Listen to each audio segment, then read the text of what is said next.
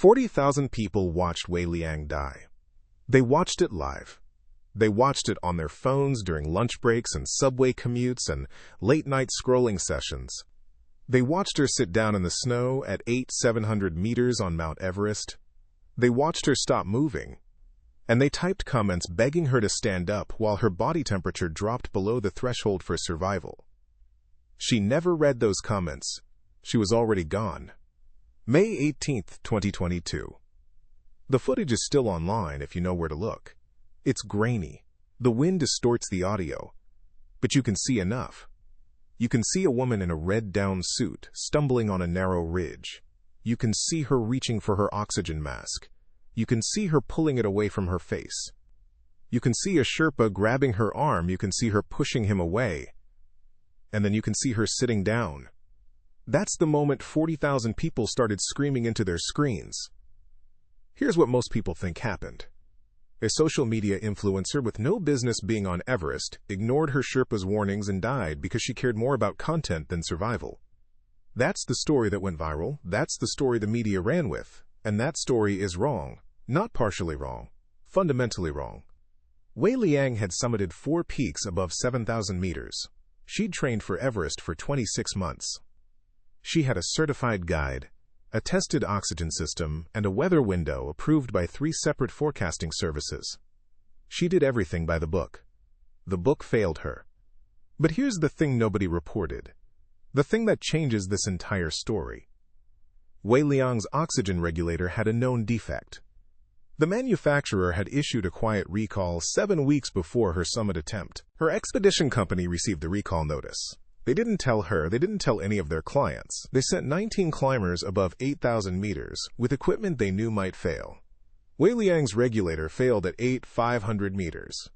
By the time she reached 8,700 meters, she'd been breathing inadequately supplemented air for over 2 hours. Her brain was starving. She wasn't ignoring Nima Tushering's warnings. She physically could not process them. The part of her brain responsible for risk assessment and decision-making had already begun to shut down. She didn't choose to die. Her equipment was sabotaged by negligence. And 40,000 people watched it happen thinking she was just another arrogant influencer. This is the complete story. Every decision, every failure, every person responsible. From the manufacturer who cut corners to the expedition company who buried the recall to the Sherpa who tried 3 times to save a woman who couldn't understand she needed saving. And yes, the 40,000 viewers. Because their role in this story is more complicated than you think. If you think you know what happened to Wei Liang, you don't. Not yet. Let me tell you who she actually was. Not the caricature. Not the headline. The person. Wei Liang was 31 years old. She was from Chengdu. She had 1.2 million followers on Douyin, the Chinese version of TikTok. She posted climbing content, mountain sunrises, summit celebrations, training videos. She was good at it. Her editing was clean. Her narration was thoughtful. She wasn't a screaming, attention-seeking content machine. She was calm. Articulate. She talked about fear, honestly. She talked about failure. One of her most popular videos was about turning back 200 meters from the summit of Cho Oyu because she didn't feel right. That video got 4.3 million views. The comments were overwhelmingly positive. People loved her because she seemed responsible. That's what makes this story so much worse than the version you've heard. The woman who died on camera wasn't reckless. She was the opposite. She was careful. She was methodical. She planned for 26 months. She hired the best guide she could afford. She bought the best equipment available. She acclimatized properly. She followed every protocol. And none of it mattered. Because the one thing she couldn't control, her oxygen supply, was compromised before she ever left base camp. If you're watching this and you've seen the short version of this story, forget it. The next 100 minutes are going to dismantle everything you thought you knew about Wei Liang's death. We're going to examine 5 separate failures by 5 separate parties. We're going to watch the live stream footage frame by frame. We're going to hear from Nima Tushereng, the Sherpa who tried to save her and was pushed away on camera. We're going to read the expedition company's internal communications that were leaked 8 months later. And we're going to answer the question that 40,000 viewers have been asking since May 18, 2022. Could she have been saved? The answer is yes, but not by the people you think. Before we get there, you need to understand something about Wei Liang's relationship with her audience, because it wasn't what it looked like from the outside. Her followers weren't passive viewers. They were participants. Wei Liang had built her channel around a concept she called climbing together.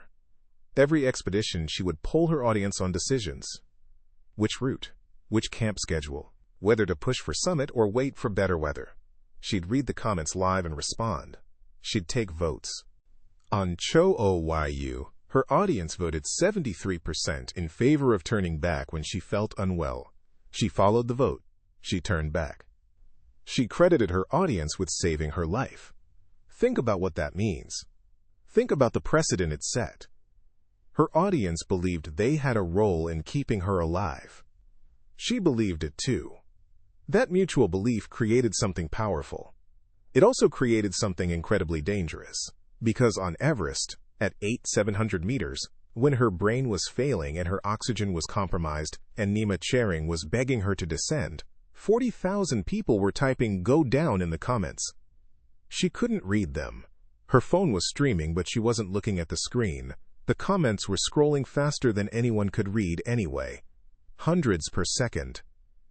Desperate messages in Mandarin. Please stop. Wei Liang, turn around. Someone help her. Why isn't the Sherpa doing something? The Sherpa was doing something. He tried 3 times. The camera captured all 3 attempts. The first time, at 8,650 meters, Nima grabbed her arm and pointed down. She shook her head. The second time, at 8,680 meters, he physically blocked her path. She walked around him. The third time, at 8,700 meters, he grabbed her backpack strap and pulled. She pushed him.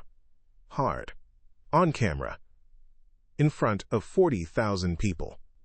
That push became the defining image of her death. Screenshots went everywhere.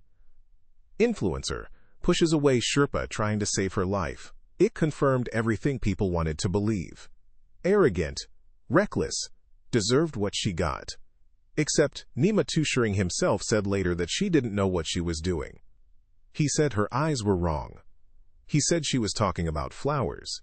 He said she asked him who he was. This wasn't a woman making a conscious choice to refuse help. This was a woman experiencing severe cerebral hypoxia at extreme altitude. Her brain was swelling. Her judgment was gone. She was as conscious as someone in the middle of a stroke. She sat down at 8,700 meters. Nima stood next to her. He radioed base camp. He said, "She won't move. She doesn't know me. Send help." Base camp told him no help was available above 8,000 meters.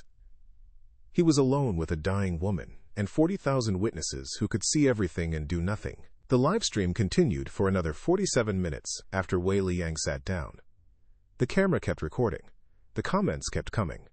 40,000 people watched a woman freeze to death in real time on a social media platform designed for dance videos and cooking tutorials.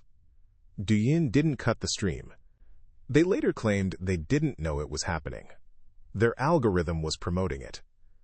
As Wei Liang stopped moving, the viewer count was climbing.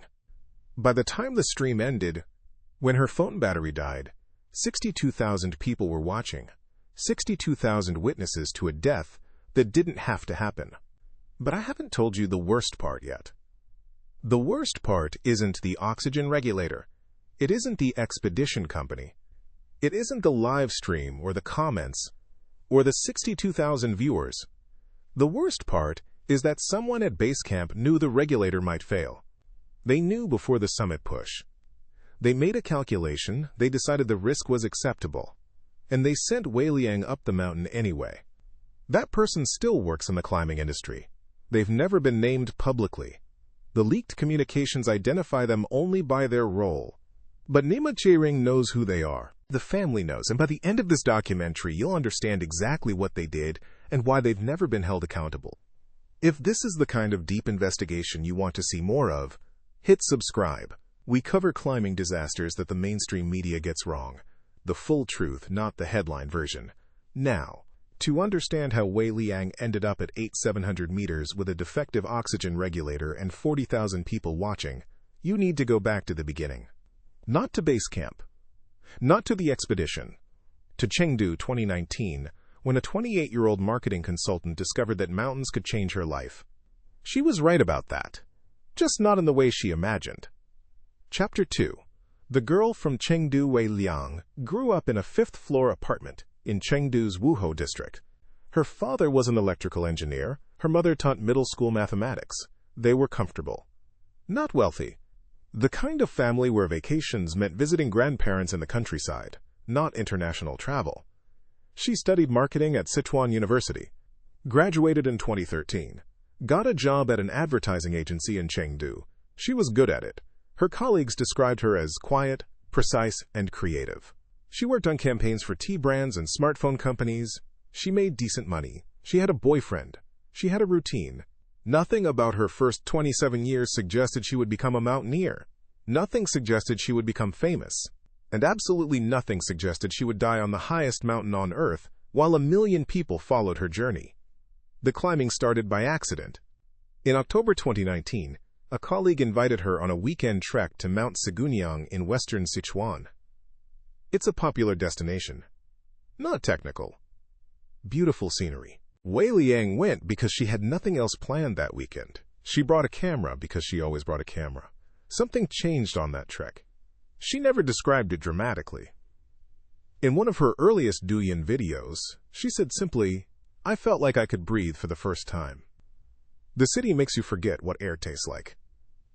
That video got 340,000 views. She had posted it casually. No strategy. No hashtags. No optimization. Just a woman standing on a ridge with mountains behind her, talking honestly about how the experience made her feel. The algorithm picked it up. Comments poured in. People connected with her authenticity. Within a month, she had 50,000 followers. Within 3 months, 200,000. She wasn't trying to build a brand. The brand built itself around her. And that's important to understand, because the narrative that emerged after her death, that she was a clout-chasing influencer who climbed mountains for views, ignores the fact that she started climbing because she loved it. The audience came second, at least at the beginning. By early 2020, Wei Liang had quit her advertising job, not to become a full-time content creator. She quit because she wanted to climb more, and her job wouldn't give her the time off. She had enough savings for a year. Her plan was simple: climb as much as possible, post videos about it, and figure out the rest later. Her parents thought she was having a breakdown. Her boyfriend thought she was being impulsive. She told him she'd never been more certain of anything. They broke up 2 months later. He wanted stability. She wanted summits. In 2020, she climbed Mount Manaslu in Nepal, 163 meters.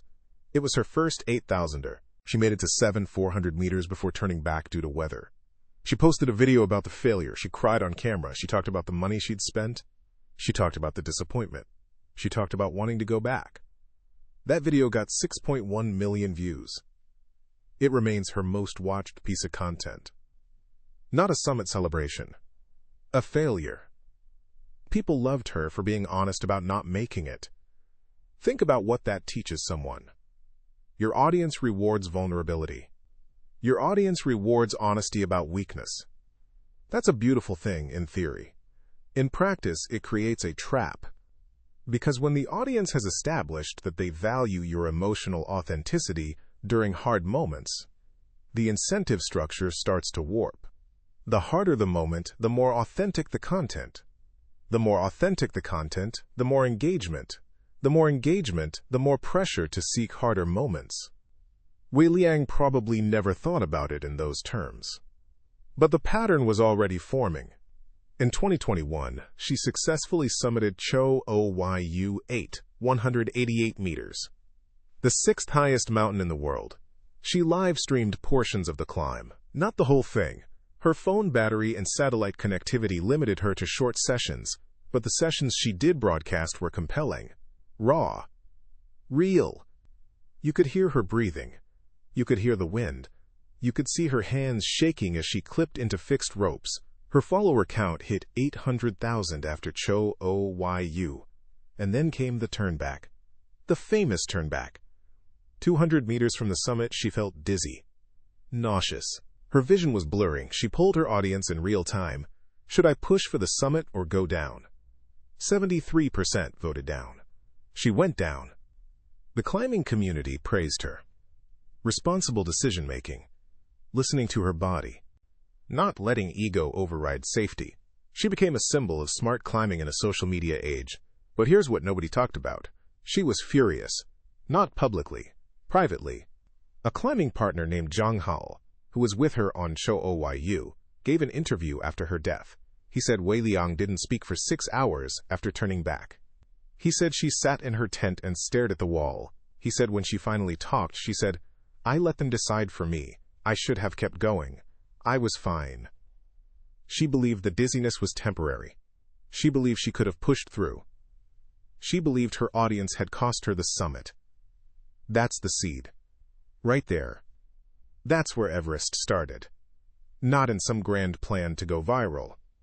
In a private moment of resentment toward the very audience she'd given power over her decisions.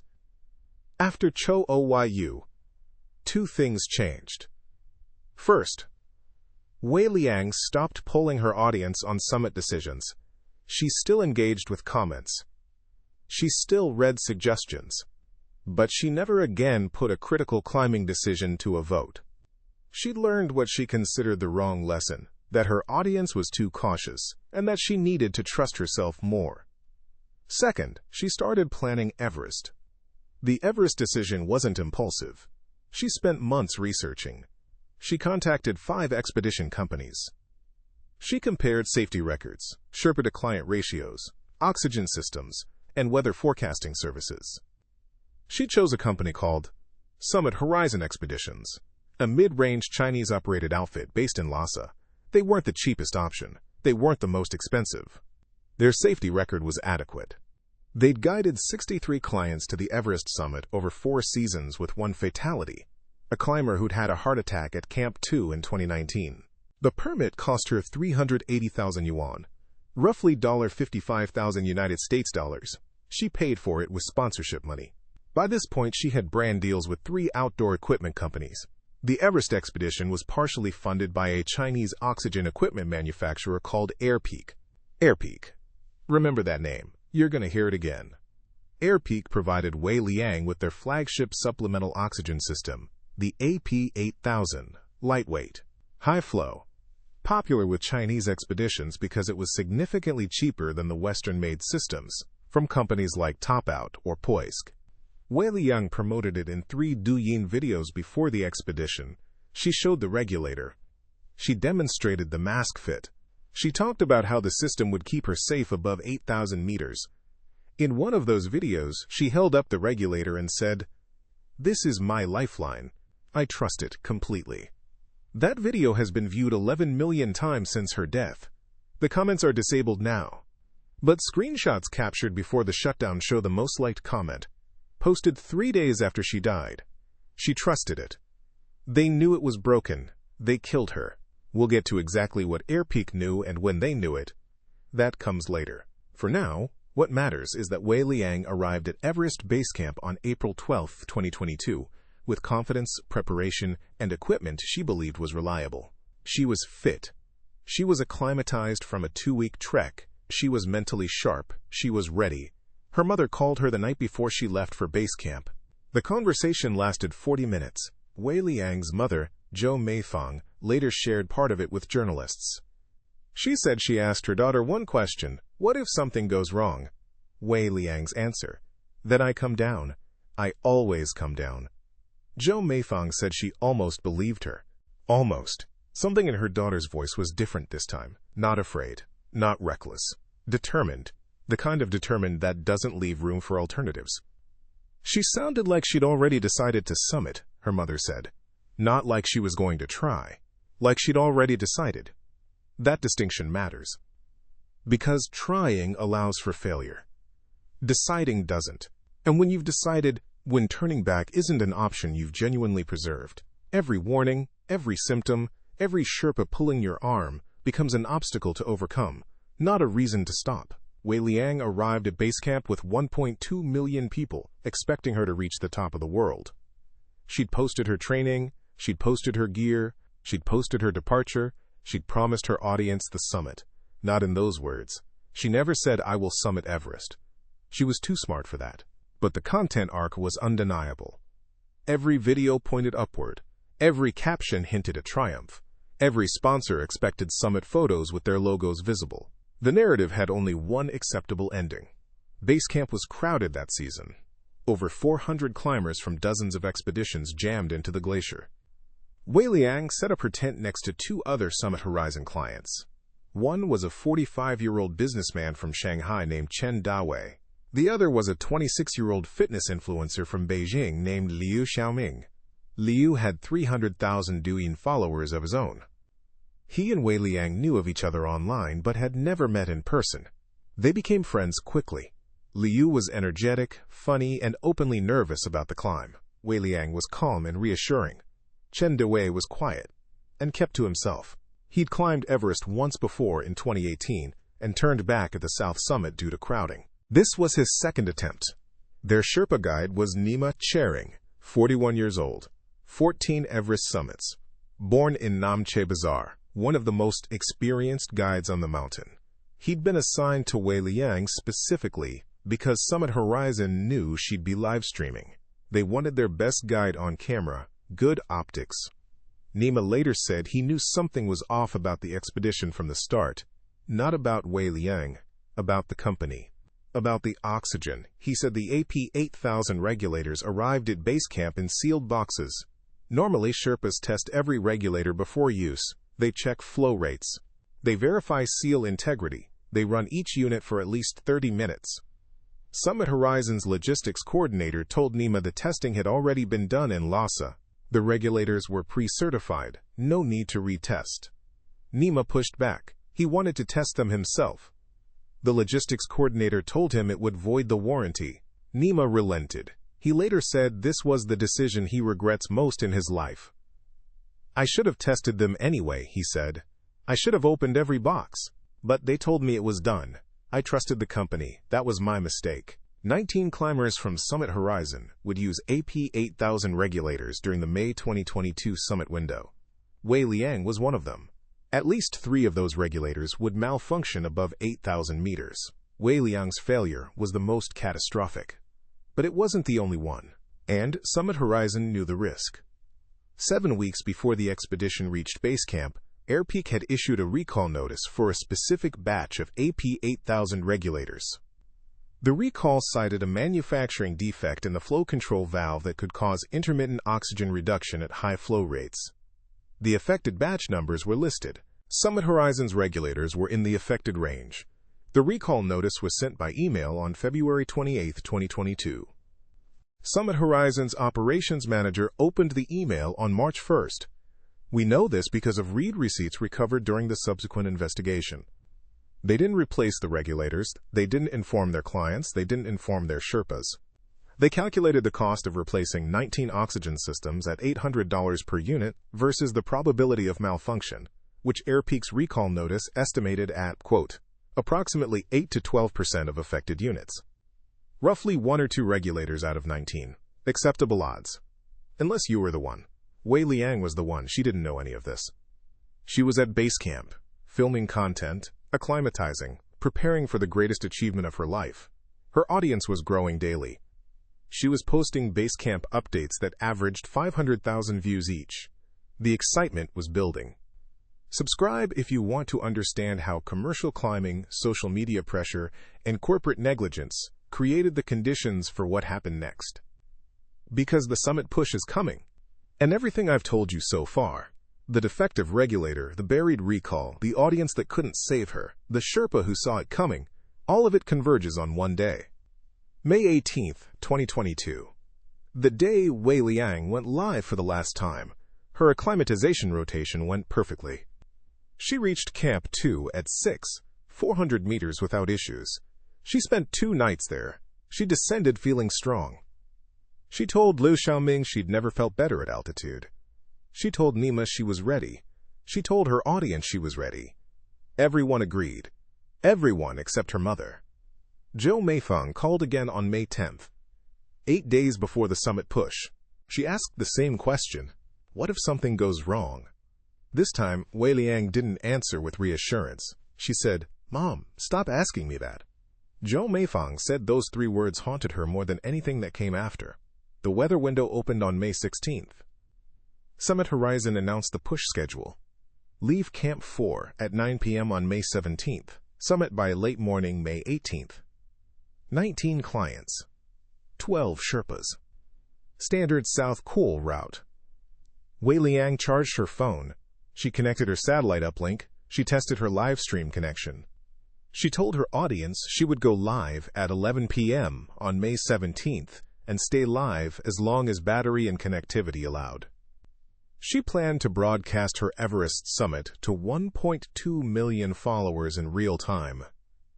The summit push had begun, and the oxygen system strapped to her back was already broken.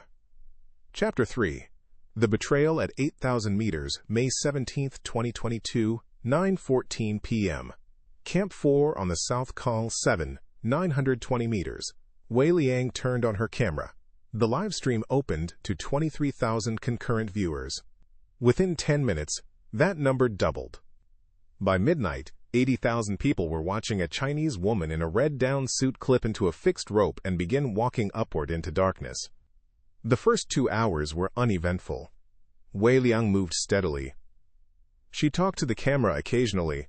Her voice was clear. Her breathing was rhythmic. She pointed out other climbers, headlamps above and below her, a string of lights ascending the triangular face. She said she felt good. She said the night was calm. She said she could see stars.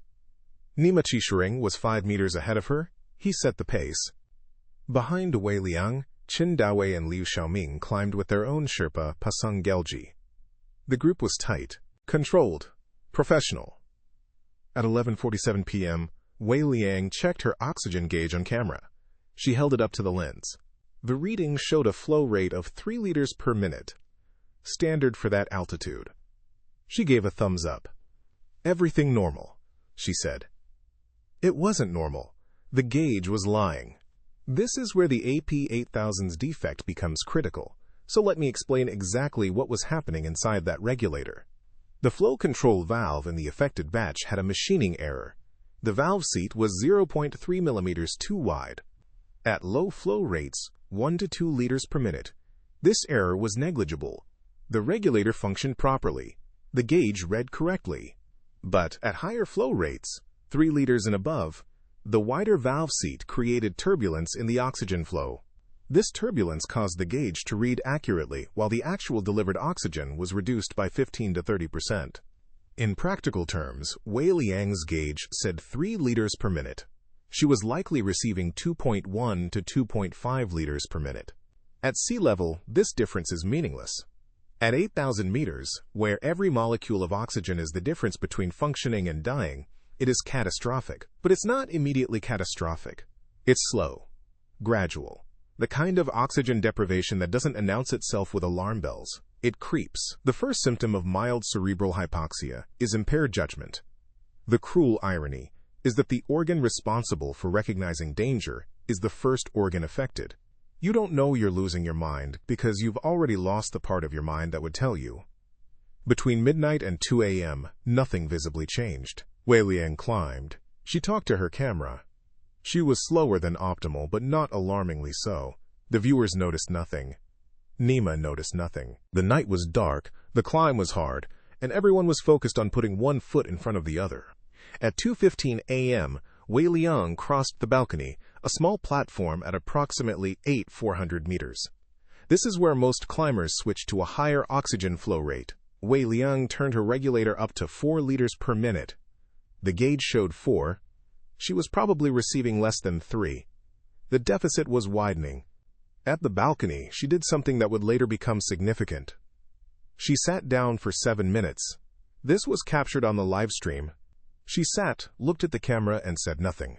She just breathed. 85,000 viewers watched her sit in silence. The comments asked if she was okay. After 7 minutes, she stood up and resumed climbing without explanation. Nima Tshering later said he asked her if she was all right during that stop. She said she was resting. He accepted this. At the balcony, rest stops are normal. 7 minutes isn't unusual. He had no reason to be alarmed. But here's what the post-incident analysis suggested. That 7-minute pause may have been the first moment Wei Liang's cognitive function dropped below normal parameters. She may have sat down because she couldn't remember what she was supposed to do next. She may have stared at the camera because she forgot it was there.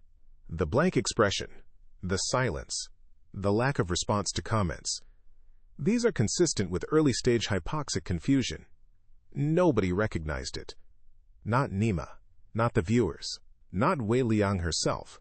They kept climbing. At 3:40 a.m., the group reached the south summit, 749 meters. From here, the route traverses the exposed ridge to the Hillary Step, and then the final summit slope. This is the most dangerous section. The exposure is extreme. The margin for error is 0. At the south summit, Summit Horizons protocol required a mandatory equipment check. Sherpas were supposed to verify oxygen flow rates, mask seals, and regulator function for every client. Nima Tshering performed this check on Wei Liang. He checked her mask seal. Good. He checked her tank pressure. Adequate. He checked her gauge. It read 4 liters per minute. He did not have the equipment to measure actual oxygen delivery. No portable pulse oximeter. No independent flow meter. He relied on the gauge. The gauge said everything was fine. So everything was fine. Except it wasn't. And this is the second failure point. Summit Horizons equipment protocols did not include independent verification of supplemental oxygen delivery. They relied entirely on the regulator's built-in gauge, the gauge that was known to be unreliable in the affected AP8000 units. If Nima had carried a $40 pulse oximeter, he would have seen that Wei Liang's blood oxygen saturation was dangerously low. He would have turned her around. She would be alive. $40. That's what her life was worth in equipment that wasn't provided. The group left the south summit at 4 a.m. Wei Liang was third in line. Nima led. A Sherpa named Dawa Tenzing was behind her as rear support. Chen Dawei and Liu Xiaoming followed with Pasang Gelji. The traverse to the Hillary Step took 45 minutes. Wei Liang's pace slowed. She stopped twice. Each time, she resumed after 30 seconds. On the live stream, viewers began commenting about her speed. Is she okay? She seems slow. Why does she keep stopping? She didn't respond to any comments. Her phone was strapped to her chest, camera facing forward. She wasn't looking at the screen. She was looking at her feet. One step, another step, another step. At the Hillary Step, a 12-meter vertical rock face that is the final major obstacle before the summit. Something happened that Nima Tshering would describe as the first moment he knew something was wrong. Wei Liang stopped at the base of the step. She looked up at the fixed ropes. She reached for her Jumar, the mechanical ascender that clips onto the rope and allows upward movement. She held it in her hand. She stared at it. She didn't clip in. Nima called down to her. Wei Liang, clip your Jumar. She looked up at him. She said, What is this? She was holding a piece of equipment she had used hundreds of times. She'd practiced with Jumars in Chengdu. She'd used them on 4 expeditions. She demonstrated their use in Douyin videos. And at 790 meters, she didn't know what she was holding. Nima descended 3 meters. He took the Jumar from her hand. He clipped it onto the rope. He placed her hand on the grip. He said, Climb. She climbed. Mechanically. Without recognition. The live stream captured this interaction, but the camera angle was poor, facing outward from her chest, not showing the Jumar confusion clearly. Viewers saw Nima come down. They saw him help her. They assumed he was being attentive. They didn't realize she had forgotten how to use basic climbing equipment. This should have been the turning point. This is where Nima Tshering faced the decision that would define the rest of his life. He knew something was wrong. A client who doesn't recognize a Jumar at 790 meters is a client in serious trouble. Standard protocol demanded immediate descent. Every guide training program in the world teaches the same thing. Cognitive impairment at altitude means down. Immediately, no exceptions. Nima didn't turn her around. Why? He gave 3 reasons in his post-incident testimony. First, they were less than 60 vertical meters from the summit. Turning back from 60 meters felt extreme when she was still moving and responsive. Second, he believed fresh oxygen at the summit might revive her, that the confusion was temporary and manageable. Third, and he admitted this with visible shame, the expedition company had told all Sherpas before the summit push that summit success rates would determine their bonuses. A client turned back 60 meters from the top was a failed summit. A failed summit was lost income. 3 reasons. The first was understandable. The second was medically incorrect. The third was unforgivable. But Nima wasn't the one who created that incentive structure. Summit Horizon was. They pushed above the Hillary step. Wei Liang moved like a machine. Step, breathe. Step, breathe. No talking. No awareness of the camera. No interaction with anyone. Nima stayed within arm's reach. At 5:50 a.m., they reached the summit ridge, the final slope, maybe 30 minutes from the top. And this is where Wei Liang's body began to visibly fail on camera. She started weaving. Not dramatically, subtle lateral movement, like someone walking on a boat. Her steps became uneven, left foot strong, right foot dragging. At 5:55 a.m., she stumbled. Nima caught her arm. She looked at him. She said something the microphone picked up clearly. "The flowers are beautiful." There were no flowers. There was nothing but snow and rock and sky. She was hallucinating. At 800 meters, with a defective oxygen system delivering 60 to 70% of what she needed, her brain was generating visual hallucinations. This is a textbook symptom of severe cerebral hypoxia. It means the brain is in crisis. Nima knew what this meant. He radioed base camp. Client hallucinating. Request instructions. Base camp responded with a question. How far from summit? Nima said, 20 minutes, maybe less. Base camp said, can she walk? Nima said, she's walking. But she's not right. Base camp said, get her to the summit, then bring her down fast. We'll have oxygen ready at the south summit. That was the instruction. Not bring her down immediately. Not abort summit attempt. Get her to the top. Then bring her down. Because a summit was a summit. A turnaround at 20 minutes was a failure. And failure didn't look good for the company. This radio exchange was recorded. It was entered into evidence during the investigation. The base camp operator who gave the instruction was never publicly identified. Summit Horizon claimed the recording was unclear and that the instruction was to use guide's judgment. But 3 other Sherpas monitoring the radio channel confirmed what was said. Get her to the summit. Nima made his decision.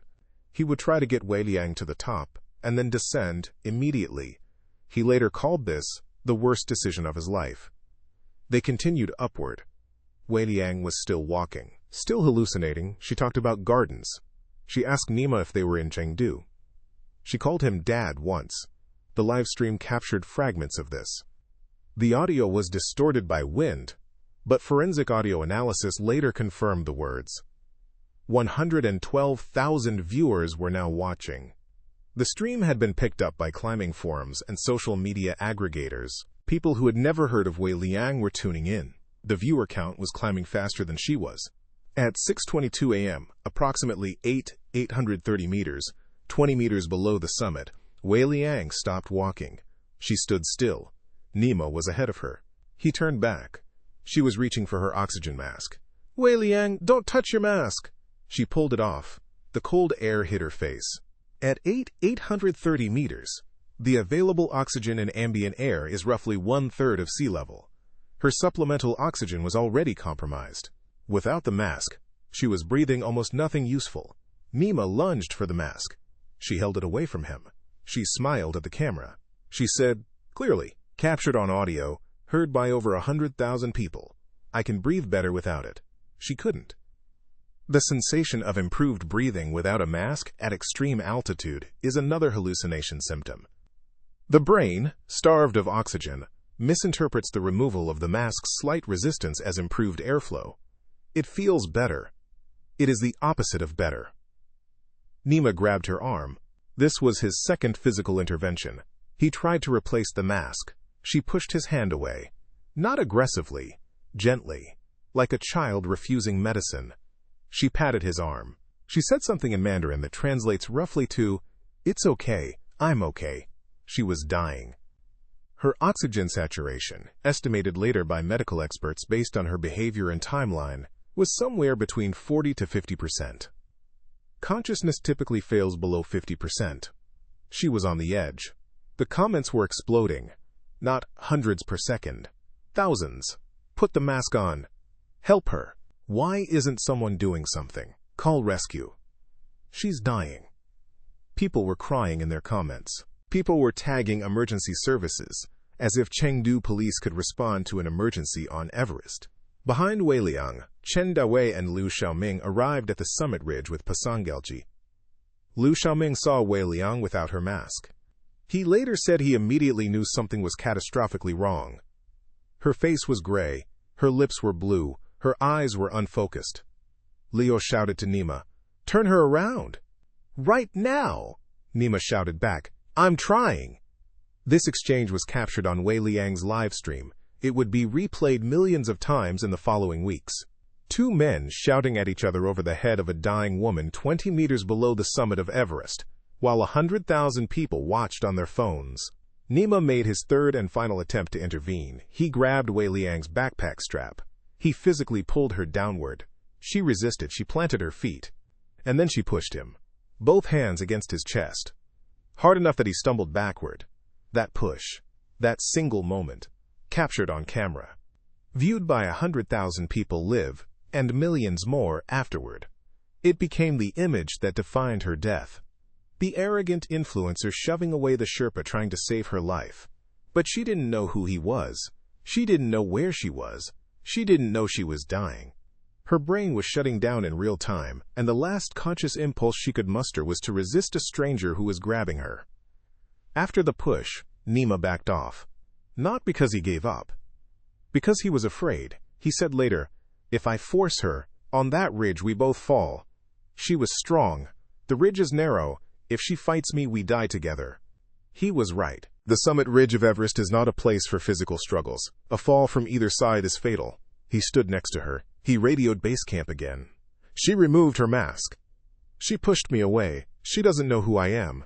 She's hallucinating. I cannot force her down without risking both our lives. Send another Sherpa." Base camp's response: "No Sherpas available. Other teams using all available support. Do your best. Do your best." That was the instruction given to a man standing next to a dying woman at 830 meters with 100,000 people watching. Do your best. Wei Liang took 4 more steps upward, then 3. Then she stopped. She looked around. The sun was rising behind Lhotse. She turned to the camera.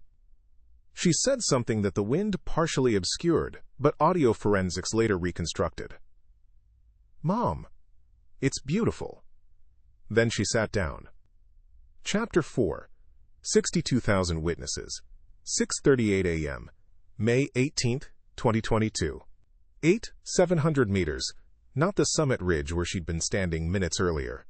Between 6:30 and 6:38, Wei Liang had drifted downhill approximately 40 vertical meters. Whether she walked or slid, nobody saw clearly. The focus was on the push, the confusion, the radio calls. By the time Nima and Leo turned their attention back to her, she'd moved. She was sitting in the snow on a slight depression on the Kangshung face side of the ridge. Not on the traverse path. Off to the side. As if she'd deliberately chosen a place to rest. She was still alive. Her chest was moving. The camera was still streaming. 118,000 people were watching. Nima approached carefully. The terrain was treacherous. The depression where Wei Liang sat was exposed on 3 sides.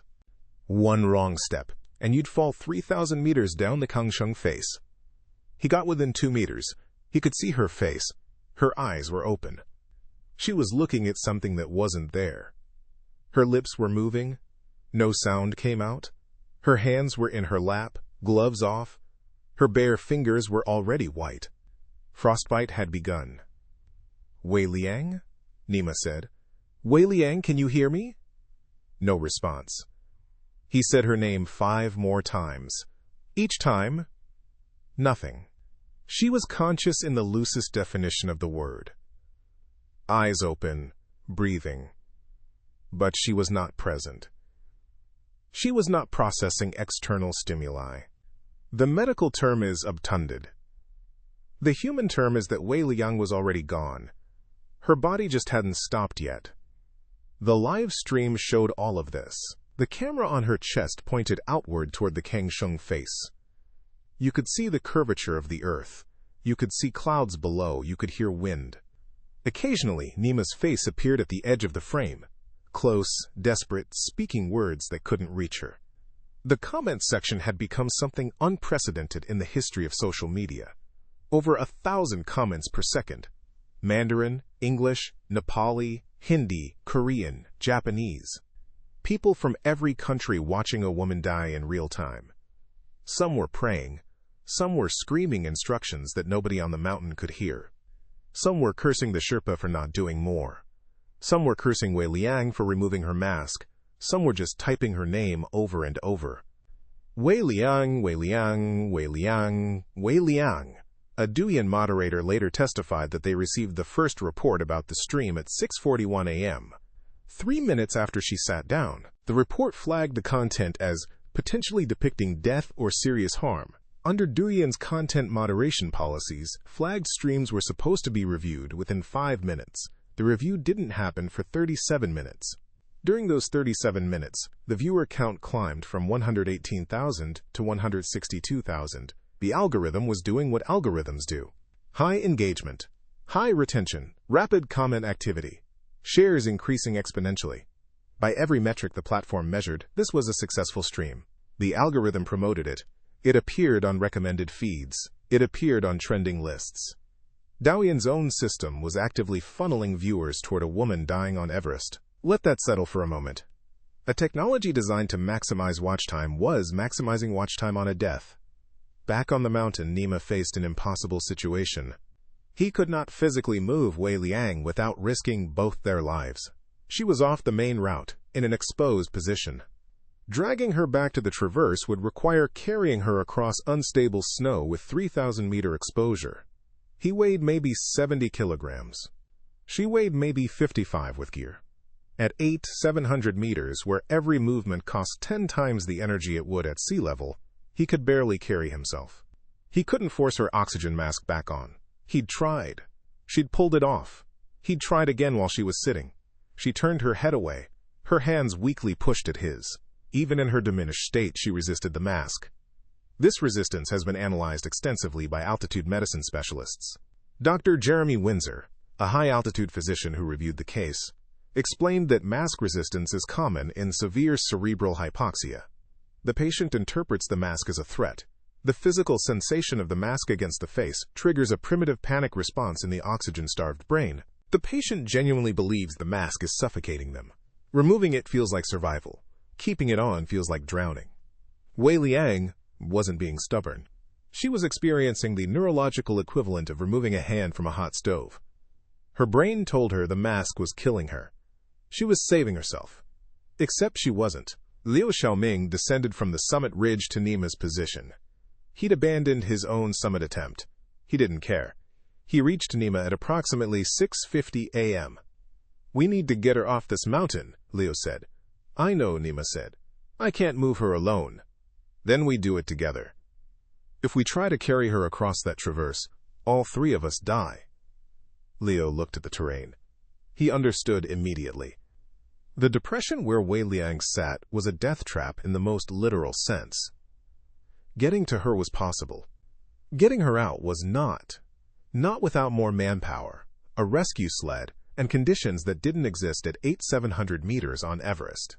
Chen Dawei arrived next. He took one look at Wei Liang and said, "She's gone." "She's not gone," Nima said. "She's breathing. She's gone," Chen repeated. He turned around and continued toward the summit. Chen Daowei would later face intense criticism for this decision. He summited Everest at 7:15 a.m., stepping over the spot where Wei Liang had stood 20 minutes earlier. He posed for a photo. He descended. He did not stop at Wei Liang's position on his way down.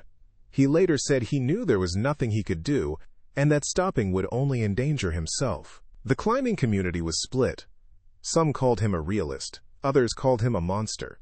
The truth was probably somewhere between. Meanwhile, Pasang Gelji had radioed Basecamp with an updated situation report. Basecamp contacted other expeditions on the mountain, requesting Sherpa support for a rescue at 8,700 meters.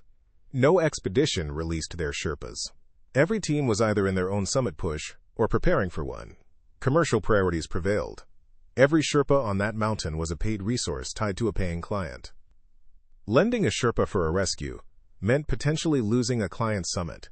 The math was simple and terrible. This is the reality of commercial Everest that tourism boards don't advertise. When someone is dying above 8,000 meters, rescue is not a guaranteed service, it is a favor. And favors at extreme altitude are expensive in ways that can't be measured in money.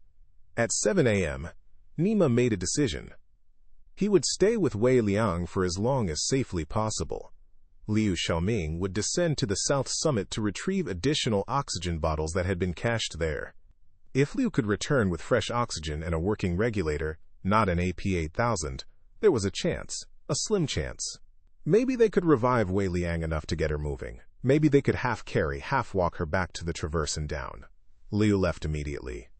The round trip to the south summit and back would take approximately 2 hours. Maybe more. Nima sat down next to Wei Liang. He positioned himself between her and the edge. He held her arm. He talked to her. She did not respond. The live stream continued. Between 7 o'clock and 7:30 a.m., the viewer count stabilized at around 140,000. Some people had left. They couldn't watch anymore. Others arrived. The comments shifted in tone. Less panic. More grief. People began posting memories of Wei Liang's videos. Her Cho-Oyu turnback. Her training montages. Her laugh. People began mourning someone who hadn't been declared dead. At 7:22 a.m., Naiman noticed that Wei Liang's breathing pattern had changed. It became periodic. Clusters of rapid breaths, followed by long pauses. This is called Chance-Stokes respiration. It is a sign of impending brain death. The brainstem, the most primitive, most resilient part of the brain, was beginning to fail. He held her hand. He said, later, that her fingers were completely rigid, frozen solid. Even if she survived, she would lose both hands, probably both feet, her nose, maybe her ears. The cold was destroying her body from the outside, while the hypoxia destroyed it from the inside. At 7:38 a.m., Du Yin finally acted. 37 minutes after the first report. The stream was pulled from public feeds. But it wasn't shut down. The stream itself continued. It was simply no longer promoted or discoverable through search. Anyone who already had the link could still watch. And by then, the link was everywhere. Screenshots of the stream URL had been shared across Weibo, WeChat, Reddit, Twitter, and a dozen climbing forums. Within minutes of Du Yin removing it from public feeds, mirror streams appeared on other platforms. The viewer count on the original stream dropped to 40,000, but aggregate viewers across all platforms likely exceeded 200,000. At 8:15 a.m., Liu Xiaoming arrived back at the south summit. He'd found the oxygen cache. He grabbed 2 bottles and a regulator from another expedition supply, not an AP-8000, a different brand. He began the climb back up. But Liu was exhausted. He'd been climbing for over 11 hours. He'd reached 830 meters and descended to 8,750, then further to 8,700 to reach Nima. Then descended to 8,749 to reach the south summit cache. Now he was climbing back up, at extreme altitude, without adequate rest. His own oxygen supply was depleting. At 8:30 a.m., Liu radioed Nima. I can't go fast. Maybe 45 more minutes. Nima looked at Wei Liang. Her breathing pauses were getting longer. 30 seconds between breath clusters. Then 45 seconds. She doesn't have 45 minutes, Nima said. Liu pushed harder. He moved as fast as his body allowed. It wasn't fast enough. At 8:47 a.m., approximately 2 hours and 9 minutes after Wei Liang sat down, her breathing stopped. Nima waited. Sometimes at altitude, breathing restarts. A long pause followed by a sudden gasp. He waited 1 minute. 2 minutes. 3. He checked for a pulse in her neck. He couldn't feel one through his gloves. He removed his glove, his bare hand against her frozen neck. Nothing. He radioed base camp. Wei Liang is dead. The time was 8:50 a.m., May 18, 2022. The live stream was still running. The camera was still pointed outward from her chest. You couldn't see her face. You could see the sky. You could see Nima's arm reaching across the frame. You could hear wind. The comments didn't know yet. Nima's radio transmission wasn't audible on the stream. For another 11 minutes, people continued commenting. Is she sleeping? Has she moved? Someone tell me she's okay. Please. At 9:01 a.m., Liu Xiaoming reached Nima's position. He was carrying 2 oxygen bottles and a working regulator. He was 11 minutes too late. He saw Nima sitting next to Wei Liang's body. Nima shook his head. Liu collapsed in the snow. He screamed. The live stream audio captured it, a raw, guttural scream that cut through the wind noise. In that moment, the comments understood. No, she's gone. Rest in peace, Wei Liang. Thousands of messages per second, a collective grief expressed in text, witnessed by strangers for a woman most of them had never met. The stream continued for another 36 minutes. Nobody thought to turn off the camera. Leo was crying. Nima was sitting motionless. Wei Liang's body was cooling. The phone battery indicator was at 8%. At 9:37 a.m., the screen went black. Battery dead. The final viewer count on Douyun's records was 62,347. But with mirror streams, aggregated viewership at the moment of confirmed death was estimated at over 250,000 people. 250,000 people watched Wei Liang die. Not because they wanted to. Not because they were vultures or ghouls or disaster tourists. Most of them were her fans. They'd followed her for months. They'd watched her train. They'd celebrated her departure for base camp. They'd sent encouraging messages. They'd felt like they were climbing with her. That was the whole premise of her channel, climbing together. They climbed together. And then they watched her die together. And there was nothing any of them could do, except type words into a phone that she would never read. Nima Tishering stayed with Wei Liang's body for another 40 minutes after the stream ended. Then, at approximately 10:15 a.m., he and Liu began their descent. They could not bring her body down. At 700 meters, transporting a corpse requires a team of 6 to 8 Sherpas and specialized equipment. Neither was available. Wei Liang would remain on the mountain. Liu Xiaoming descended in silence. He reached Camp 4 at 1:30 p.m. He didn't speak to anyone. He crawled into his tent and didn't emerge for 14 hours. Nima reached Camp 4 at 2 p.m. He immediately found Summit Horizon's expedition leader and said 4 words that would be quoted in every subsequent report. "You killed that girl." The expedition leader's response was not recorded.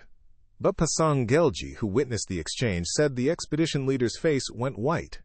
He said nothing. He turned and walked to his own tent. By evening, the news had spread worldwide. Wei Liang's name was trending on every major social media platform. Livestream Everest death was the top search query on Baidu, Google, and Bing simultaneously. Major news outlets from Beijing to New York ran the story. The narrative that formed in those first hours was swift and merciless. Reckless influencer. Ignored Sherpa warnings, died for content. Darwin Award. It was wrong. Almost all of it was wrong. But it would take months for the truth to emerge. And when it did, the story would be far worse than anyone imagined. Not because Wei Liang was blameless. She wasn't. But because the systems that killed her were still in place. Still operating. Still sending climbers up Everest with equipment that might fail. and the company responsible was already working to make sure nobody found out. Subscribe now, because what you've heard so far is the story that went public. What comes next is the story that was buried. Chapter 5. The unraveling Wei Liang's body remains on Everest. This is not unusual. Over 200 bodies lie on the mountain, frozen into the landscape, some visible from the standard climbing routes. They become waypoints, landmarks. Climbers pass them and try not to look. Or they look and try not to think. Wei Liang's family wanted her brought home. Zhou Meifeng, her mother, called Summit Horizon Expeditions within hours of learning her daughter was dead. She asked when the body would be recovered. Summit Horizon told her recovery from 700 meters would cost approximately $75,000 to $100,000 and would require a dedicated team during a future climbing season. They said they were sorry. Zhou Meifeng asked who would pay. Summit Horizon said the expedition contract included no provision for body recovery. The family was responsible. A mother was told that bringing her dead daughter home was her financial problem. This conversation was recorded by Zhou Meifeng. She recorded every call with Summit Horizon after Wei Liang's death. She didn't trust them. She was right not to. In the first 72 hours after the death, Summit Horizon released a public statement. It was 4 paragraphs. It expressed condolences. It praised Wei Liang's courage. It noted that mountaineering is inherently dangerous. It stated that all safety protocols were followed. It did not mention the AP8000 regulator. It did not mention the recall notice. It did not mention the radio instruction to continue to the summit. It did not mention the bonus structure tied to summit success rates. 4 paragraphs of corporate emptiness. The climbing community read it and moved on. The media quoted it and moved on. Zhou Meifeng read it and called a lawyer. The lawyer was Lin Jianguo, a Chengdu-based attorney specializing in consumer protection and product liability. He'd never handled a mountaineering case. He'd never been to Nepal. But he understood one thing clearly. If a company knew about a product defect and failed to warn its customers, that company was liable. And if the product manufacturer issued a recall that was received but not acted upon, that was negligence. Lin began filing records requests immediately. Chinese consumer protection law gave him certain rights to demand internal communications from companies operating within Chinese jurisdiction. Summit Horizon was registered in Lhasa. Air Peak was registered in Shenzhen. Both were subject to Chinese law. Air Peak responded first. They provided the recall notice dated February 28, 2022. They provided a list of all distributors and expedition companies that had purchased affected AP8000 units. They provided the batch numbers. They were cooperating because the recall was their defense. They had identified the problem and notified buyers. Their liability was limited if they could prove they'd done their part. Summit Horizon's response was different.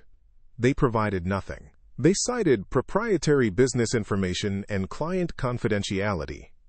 They hired their own lawyers, a firm in Beijing with experience in limiting liability for tourism companies. The fight was on. While Lin Jianguo prepared legal action, something else was happening online.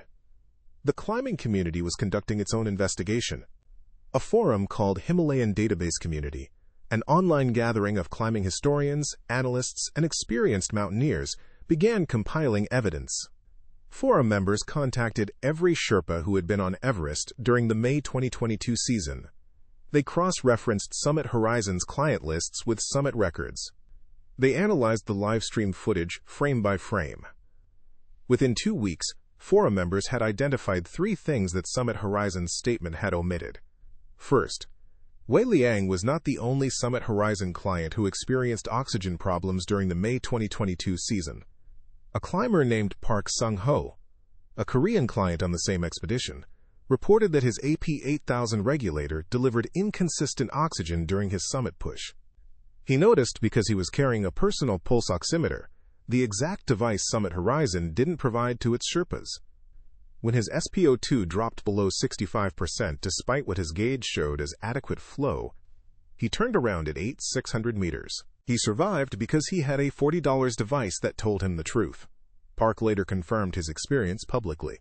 He said he reported the malfunction to Summit Horizon at Camp 4 after descending.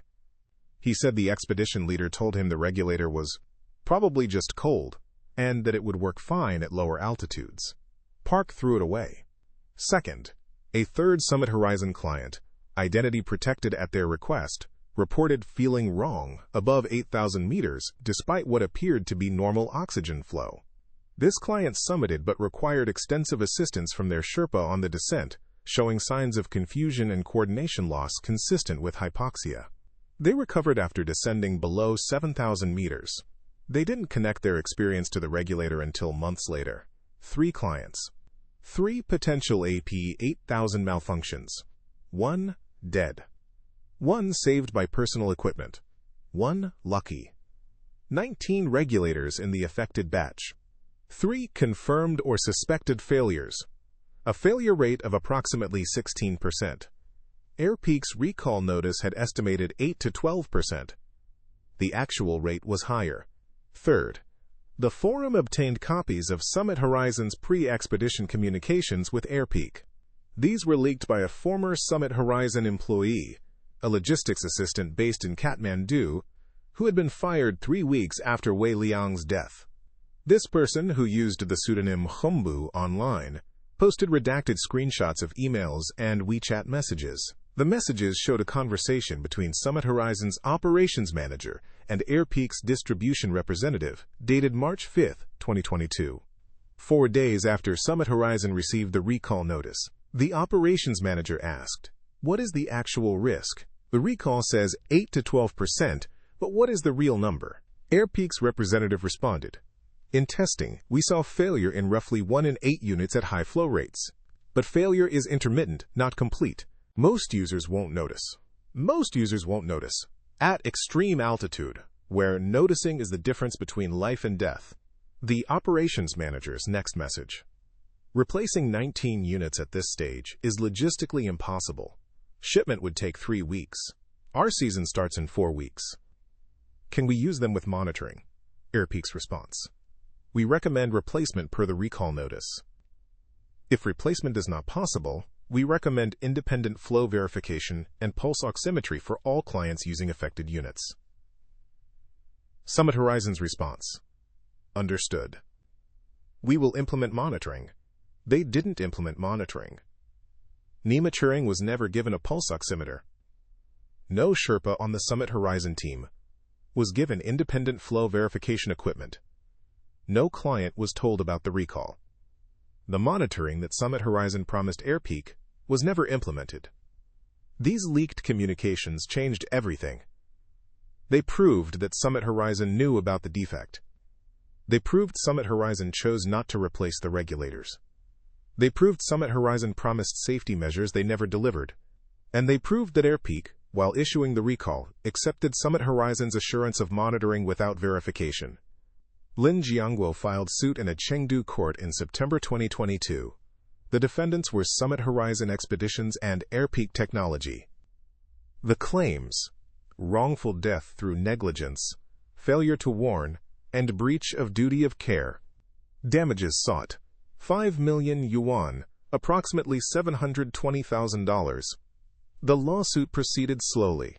Chinese courts are not fast. Discovery was contentious. Summit Horizon fought every document request. They claimed the leaked communications were fabricated.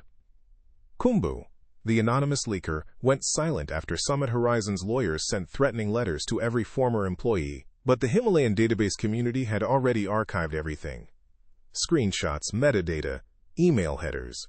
The forum's administrators, experienced data analysts from the US, UK, and Germany, verified the communications' authenticity through multiple technical methods. Summit Horizon's fabrication claim collapsed. While the lawsuit crawled through the legal system, Nima Churing gave his first public interview. It was published in November 2022 by a Nepali climbing magazine called Himal Khabar. The interview was conducted in Nepali and translated into English, Mandarin, and 5 other languages. It went viral within hours. Nima described the summit push in detail. He described Wei Liang's deterioration. He described the radio call to base camp. He described being told to get her to the summit. He described the 3 attempts to intervene. He described sitting next to her as she died. Then he said something that nobody expected. He said Summit Horizon had contacted him 2 days after Wei Liang's death and offered him 500,000 Nepali rupees, approximately $4,000, to sign a statement saying he had recommended continuing to the summit. They wanted him to take the blame. They wanted the official record to show that the Sherpa, not the company, made the fatal call. Nima refused. He said, "I will not lie about a dead woman to protect the people who killed her." Summit Horizon denied making this offer, but Nima had screenshots of the WhatsApp conversation. He showed them to the interviewer. The interviewer published them. The screenshots showed a message from a number identified as Summit Horizon's expedition leader, offering the payment in exchange for a quote, revised statement regarding the May 18th incident. The climbing world erupted. Summit Horizon's reputation was destroyed overnight. Their bookings for the 2023 season dropped to zero. Their website went offline. Their social media accounts were deleted. But the company wasn't dissolved. They restructured, changed their name. A company called Peak Treks registered in Lhasa in January 2023 with the same business address, the same operations manager, and a new website featuring photos of Everest that carefully excluded any reference to 2022. Same people, same practices, new name. This is how the commercial climbing industry handles its dead. Not with accountability, with rebranding. Meanwhile, Douyin conducted its own internal review of the livestream incident. The results, leaked to Chinese tech media in January 2023, were damning for the platform. The review found that Douyin's content moderation system had failed at every level. The initial report about the stream was classified as low priority because the reporting user had a low trust score. Too few previous reports to be taken seriously. The 5-minute review window was missed because the moderator assigned to that queue was handling 340 simultaneous reports. By the time a human moderator actually viewed the stream 37 minutes after the report, Wei Liang was already dead. Douyin's algorithm had promoted the stream throughout. The engagement metrics were extraordinary. High watch time, high comment rate, high share rate, low skip rate. By every measure the algorithm used to evaluate content quality, Wei Liang's death stream was excellent content. The algorithm doesn't know what death looks like. It knows what engagement looks like. And death, it turns out, is extremely engaging. Douyin implemented new policies after the internal review. Live streams from locations above 5,000 meters now trigger automatic monitoring. Streams flagged for potential harm receive priority review. A dedicated team handles adventure and extreme sports content. These changes were announced publicly. What wasn't announced was that Douyin settled a private claim with Zhou Meifang for an undisclosed amount. The terms of the settlement are sealed, but sources close to the family indicated the payment was significant, enough to cover Wei Liang's expedition debts and her parents' living expenses. The platform that profited from her death paid the family to be quiet about it. And in a conference room in Shenzhen, Peak's executive team reviewed their own liability. They'd issued the recall, they'd notified buyers. Legally, they had a strong position, but morally, they knew their product had killed someone. The AP8000 was pulled from the market in June 2022. A redesigned version, the AP9000, was released in December 2022 with a completely new valve system. Peak settled with Zhou Meifang out of court for an undisclosed sum. They did not admit fault. They issued a statement expressing deep regret and committed to the highest standards of product safety. The lawsuit against Summit Horizon continued. As of the most recent available information, it remained unresolved. Summit Horizon, now Peak Treks, argued that they were not liable because climbers accept inherent risk. They argued that Wei Liang's decision to remove her oxygen mask was the proximate cause of death. They argued that Nima Tesharing's failure to physically restrain her was a superseding cause. They blamed the dead woman and the Sherpa who tried to save her. This is what justice looks like at extreme altitude. The people with the most money have the least accountability. The people with the least power bear the most blame. But the story wasn't over yet, because in March 2023, a piece of evidence emerged that nobody anticipated. And it came from the most unlikely source imaginable. It came from Wei Liang herself. Chapter 6. The video she never posted in March 2023, Zhou Meifeng was going through her daughter's belongings. Nearly a year after Wei Liang's death, she finally opened the hard drive that had been shipped back from Kathmandu with Wei Liang's personal effects. The drive contained thousands of files, photos, videos, drafts, audio recordings, notes. Most of it was content she'd already published, base camp updates, training footage, behind-the-scenes material. But there was one video file that had never been uploaded. It was recorded on May 16, 2022, one day before the summit push. It was 43 minutes long. It was titled, in Mandarin, Just in Case. Zhou Meifeng watched it alone in her apartment in Chengdu. She later said she had to pause it 11 times. She couldn't get through it without stopping. The video showed Wei Liang sitting in her tent at Camp 2. Her face was bare. No makeup. No performance. No audience persona. She was talking to the camera, but not for her followers. She was talking to her mother. Mom, if you're watching this, it means I didn't come back. I'm sorry. I know you told me not to go. I know you asked what would happen if something went wrong. I should have answered you honestly. The honest answer is that I'm scared. I've been scared since I got here. The mountain is bigger than anything I imagined. The people who've been here before look at it differently than I do. They respect it.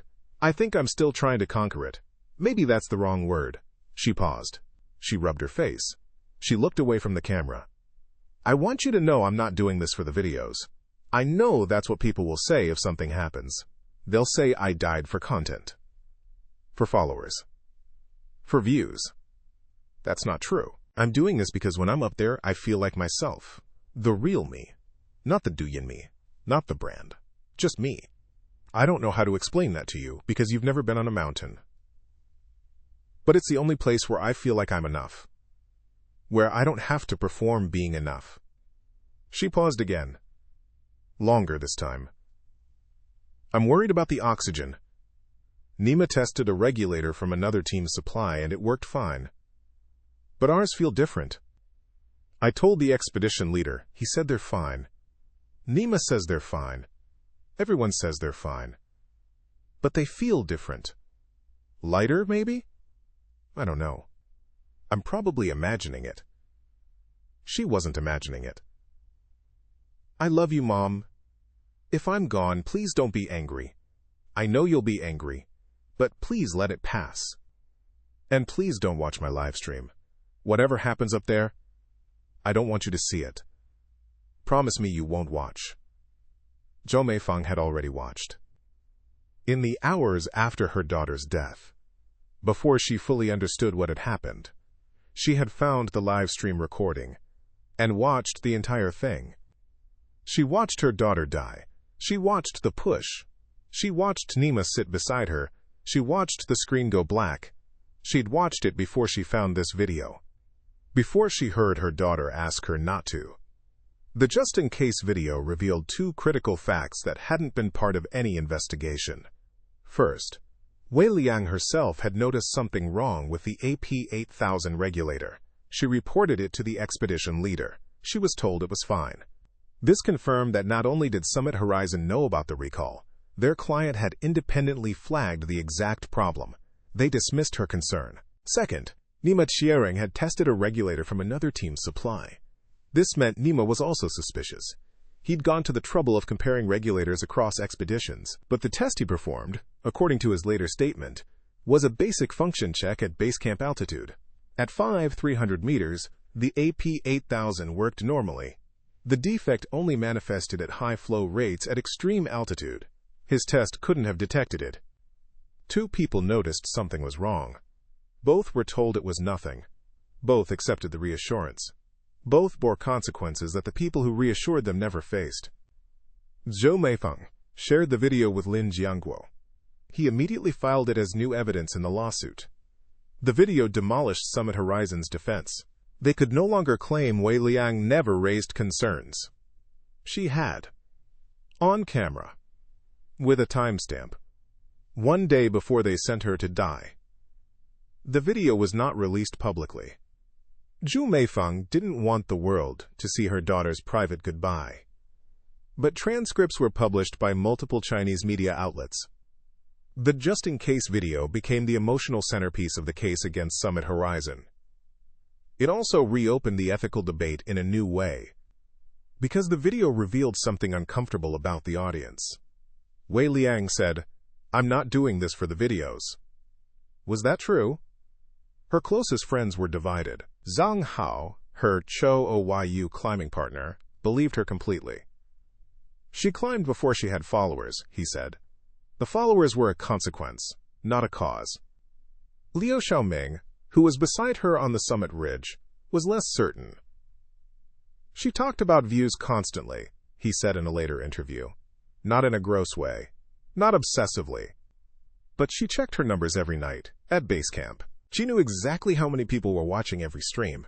She cared about it. I don't think it was the main reason she climbed, but I think it was a reason." A Douyin analytics expert analyzed Wei Liang's content patterns and found something suggestive. Over the 2 years before Everest, her content had escalated in altitude and risk. Mount Sigunyang, then Manaslu, then Cho-Oyu, then Everest. Each mountain higher, each mountain more dangerous, each video series generating more followers. The progression looked organic. It also looked like an algorithm, each success creating pressure for a bigger next step, each audience milestone demanding more impressive content. She may not have been chasing views consciously, but the system she operated in was designed to push her toward ever greater risk. This is the uncomfortable truth at the center of Wei Liang's story. She wasn't a villain. She wasn't a victim of pure corporate negligence. She was a person caught in multiple systems: social media algorithms, commercial climbing economics, equipment supply chains, audience expectations, and each system pushed her toward the same destination, the summit. At any cost. No single system killed her. All of them together did. The ethical debates that followed her death were fierce and unresolved. Debate 1. Should live streaming be allowed on Everest? Nepal's tourism ministry considered banning it. They decided against a ban but issued guidelines recommending that climbers not stream above Camp 4. The guidelines are advisory. They have no enforcement mechanism. Climbers still stream from the summit. Debate 2. Should expedition companies be required to provide independent oxygen monitoring equipment? Several Western guiding companies already did. Most budget and mid-range operators didn't. After Wei Liang's death, 2 Chinese expedition companies announced they would provide pulse oximeters to all clients and Sherpas. Others did not. There is no regulatory requirement. Debate 3. Should social media platforms be liable for promoting content that depicts death in real time? This question extended far beyond climbing. Douyin's failure to act quickly raised questions about algorithmic responsibility that applied to every platform. No legislation resulted. The question remains unanswered. Debate 4. And this one cut deepest. Do audiences bear responsibility? 40,000 people watched Wei Liang deteriorate. Many of them commented warnings. Some shared the stream, which brought more viewers, which increased engagement, which kept the algorithm promoting it. If nobody had watched, the stream would have been a private tragedy. Instead, it became a spectacle. A shared experience of death that was simultaneously intimate and mass-produced. The viewers didn't cause her death. The defective regulator and the negligent company did. But the viewers created the conditions that made her death public, visible, and inescapable. They were witnesses. But they were also, in a sense, participants. Their engagement metrics kept the stream alive. Their shares spread it. Their watch time told the algorithm this was valuable content. Nobody who tuned in that morning wanted to watch someone die. But they stayed. Thousands of them stayed for the entire thing. Why? Psychologists who studied the event described it as a form of participatory helplessness. The viewers felt connected to Wei Liang. They felt they had a relationship with her. When she was in danger, they couldn't look away. Not because they were entertained, but because leaving felt like abandoning her. Turning off the stream felt like turning their back on someone they cared about. Even though staying changed nothing. Even though their comments would never be read. The illusion of connection kept them watching. This is what climbing together really meant. Not shared triumph. Shared helplessness. 1 million followers, and not one of them could reach through the screen and pull her to safety. Wei Liang built a community around the idea that her audience was part of her journey. She gave them votes. She gave them access. She gave them the feeling that they mattered. And on May 18, 2022, that community discovered the cruelest truth of participatory media. You can be present for everything and still be powerless to change anything. That's not a failure of technology. That's the design. Chapter 7. What remains here is what changed. The AP8000 was permanently discontinued. Air Peak's redesigned AP9000 underwent independent testing by the Chinese Mountaineering Association before market release. Every unit was individually certified. Flow rates were verified at simulated altitudes up to 9,000 meters. The valve defect that killed Wei Liang was eliminated. 3 Chinese expedition companies adopted mandatory pulse oximetry for all clients above 7,000 meters. Summit Horizon, operating as Peak Vision Treks, was not among them. 2 Western guiding companies that had already used pulse oximetry expanded their protocols to include continuous monitoring above 8,000 meters, citing the Wei Liang case specifically. Nepal's Department of Tourism issued updated guidelines for expedition operators in January 2023. The guidelines recommended, but did not require, independent oxygen verification. They recommended, but did not require, that expedition companies disclose all product recalls affecting client equipment. They recommended, but did not require, that Sherpa guides be equipped with pulse oximeters. Recommended, not required. In the bureaucratic language of mountaineering regulation, recommended means optional, and optional means some companies will do it and most won't. The Chinese Mountaineering Association implemented a new rule for Chinese nationals climbing peaks above 8,000 meters. All oxygen equipment must carry a current safety certification. Equipment subject to manufacturer recalls must be replaced before use. This rule has teeth.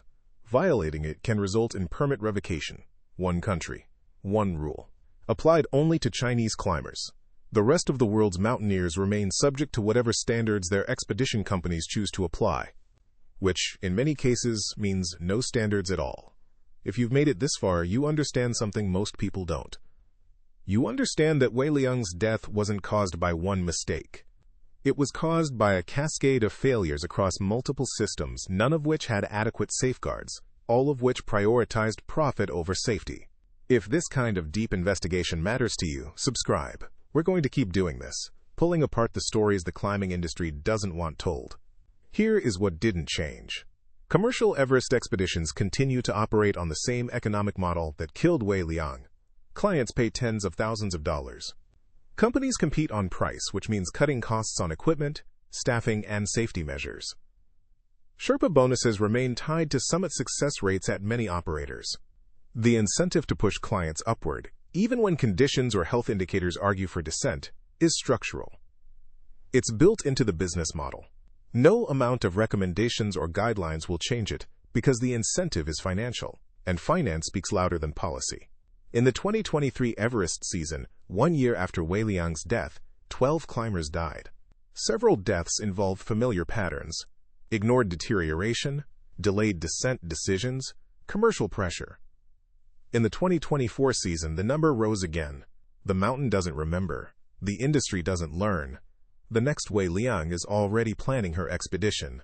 She's probably watching this right now. Here is where they are now. Nima Tshering left Summit Horizon immediately after the 2022 season. He guided on Everest again in 2023 for a different company, a Western-operated outfit with strict safety protocols. He carried 2 pulse oximeters. He tested every oxygen regulator personally, regardless of warranty concerns. He told every client the same thing before the summit push: if I say down, we go down. No discussion, no vote, no bonus matters more than your life. He summited Everest for the 15th time in May 2023. He said he thought about Wei Liang at the top. He said he always will. I dream about her sometimes, he told an interviewer in 2023. In the dream, she recognizes me. She takes the mask when I offer it. She lets me bring her down. In the dream, she lives. Then I wake up and remember that dreams are the only place where I get to save her. He still has the radio recording of base camp telling him to get her to the summit. He keeps it as evidence. He keeps it as a reminder. He keeps it because he's afraid that if he deletes it, people will forget what happened. Liu Xiaoming stopped climbing. Completely. He deleted his Douyin account. He returned to Beijing. He went back to personal training. He doesn't talk about Everest publicly. Friends say he struggles with guilt, not because he did anything wrong. He abandoned his own summit attempt to help. He descended twice to get oxygen. He did more than almost anyone could be expected to do. But survivor guilt doesn't operate on logic. It operates on the gap between what happened and what you wish had happened. Liu was 11 minutes too late with the oxygen. 11 minutes. He carries that number like a weight that never gets lighter. Chen Dawei, the man who stepped past Wei Liang's position to summit, continues to climb. He summited Lhotse in 2023. He does not discuss Wei Liang's death. When asked about it in one interview, he said, "I made a judgment call. I stand by it."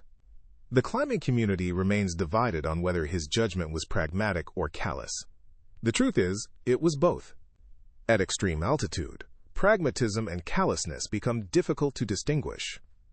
Zhou Meifang, Wei Ling's mother, lives in the same apartment in Chengdu's Wuhou district. She retired from teaching. She works part-time with a Chinese mountain safety advocacy group. She gives interviews when asked. She is composed, precise, and devastating in her clarity. In one interview, she was asked what she wanted people to remember about her daughter. She said, "Don't remember her death. Remember the Cho Oyu video, the one where she turned back. That was my daughter. The woman on Everest, the one who pushed the Sherpa, the one who took off her mask. That wasn't my daughter. That was what the mountain and the oxygen and the pressure did to my daughter. There's a difference. Please see the difference." She has never watched the just-in-case video again. She watched it once, the day she found it. She says she doesn't need to watch it again. She remembers every word. She asked me not to watch the live stream. I watched it anyway. She asked me not to be angry. I'm still angry. She's gone, and I'm still breaking the promises I made to her voice on a screen. Wei Liang's father, Wei Guangming, has never spoken publicly. Zhou Meifang says he doesn't talk about it at home either. The topic exists in their apartment like a closed door. They walk past it every day. Neither opens it. The just-in-case video remains private. Zhou Meifang has said she will never release it. It belongs to her daughter. It was meant for her. The transcripts that were published during the lawsuit are the only public record of its content. Zhou Meifang has asked media outlets to stop quoting from it. Most have complied. Some haven't. The live stream footage exists in fragments across the internet. Douyin removed the original recording. But copies proliferated before the takedown. Edited versions, some respectful, some exploitative, appear on YouTube, Bilibili, and other platforms regularly. They are reported and removed. They reappear. The internet doesn't forget. It doesn't allow forgetting. If you search Wei Liang's name on Douyin today, you find her old videos. The training montages. The mountain sunrises. The Cho Oyu turnback. The comments on these videos are different now. People write to her as if she can read them. "I miss you. You deserved better. I'm sorry we couldn't help." 1.2 million followers. Most of them are still subscribed. Her account was never deleted. Zhou Meifang asked Douyin to keep it active. She said it was the closest thing to a grave she had. A grave you can visit on your phone. A memorial made of pixels and comments, and a follower count that will never go up again. Here is the final truth about Wei Liang's death. And it's the truth that nobody wants to accept, because accepting it means accepting that it will happen again. Wei Liang was not reckless. She was not arrogant. She was not ignorant. She was a careful, experienced climber who did her research, hired professionals, and used equipment she had every reason to trust. She noticed something was wrong with her oxygen. She reported it. She was dismissed. She was also a social media creator who had built her identity around climbing higher, going further, and sharing every moment with an audience that expected more from her with every expedition. She operated within a system that rewarded escalation and punished caution. She turned back on Cho Oyu and was praised. But the praise came with an unspoken expectation. Next time. Summit. Her audience loved her honesty about failure. They would love her even more for success. She was also a client of a company that valued profit over safety, that buried a recall notice to avoid cost, that instructed a guide to push a hallucinating woman toward the summit instead of ordering immediate descent. A company that tried to bribe the Sherpa who tried to save her. A company that changed its name and kept operating. She was also a user of a platform that promoted her death because its algorithm couldn't tell the difference between engagement and emergency. A platform that took 37 minutes to respond to a report of a woman dying live on its service. A platform that paid her family to keep quiet. She was also a daughter who asked her mother not to watch, and a mother who watched anyway. She was a woman who sat in a tent the night before and said, "I'm scared," to a camera she hoped nobody would ever see. She was a person who felt most like herself on top of mountains, and whose self was destroyed by the very mountain she loved most. No single villain, no simple lesson, just a cascade of systems, incentives, failures, and human frailties that converged at 700 meters and left a woman sitting in the snow while the world watched on their phones. If you think this can't happen again, you're wrong. It's happening right now. Someone is planning an expedition funded by followers. Someone is using equipment that hasn't been independently tested. Someone is trusting an expedition company that prioritizes summits over safety. Someone is going to go live from above 8,000 meters and discover, too late, that the systems designed to keep them safe are the systems most likely to let them die. The only question is whether anyone will be watching. Subscribe if you want to keep holding this industry accountable. Share this video if you think people need to hear the real story. And leave a comment telling me, who do you think bears the most responsibility for Wei Liang's death? The company? The platform? The equipment manufacturer? The audience? Or Wei Liang herself? There's no right answer. That's the point. Wei Liang's body lies at 700 meters on the southeast ridge of Mount Everest. She is frozen in the position she died in, sitting, legs extended, head tilted slightly to the right. Climbers who summit via the South Col route pass within 50 meters of her. Some know who she is, most don't. The camera is gone. The phone died 2 hours after she did. The screen cracked in the cold. But the red down suit is visible from the traverse. It's brighter than the snow. It doesn't fade. In her just-in-case video, the one her mother watched once and will never watch again, Wei Liang said something that didn't make it into the lawsuit transcripts. It was in the last 30 seconds of the recording. She looked directly at the camera. She wasn't crying. She wasn't performing. She was quiet. She said, "I hope the view from the top is worth it." She never found out. 40,000 people watched her try. 62,000 watched her stop. And 1.2 million followers are still waiting for a video that will never come. The mountain keeps its dead. The algorithm keeps its metrics. The comments keep scrolling. And somewhere in Chengdu, a mother keeps a phone with a Douyin account that will never post again. Because it's the closest thing to a grave she has for a daughter she couldn't bring home. That's the story of Wei Liang. The complete story. Not the headline, not the hot take, not the 30-second clip of a woman pushing a Sherpa. The whole truth, told in full, because she deserved more than a cautionary meme. She deserved to come home. She's still up there.